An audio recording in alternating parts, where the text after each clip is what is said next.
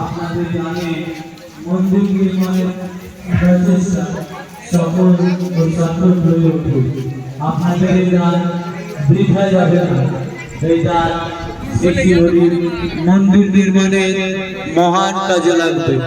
তাই হরিবাসরে যে দান পাত্র আছে সেখানে আপনারা দান করে আমাদের এই প্রচেষ্টাকে সফল ও সার্থক করুন।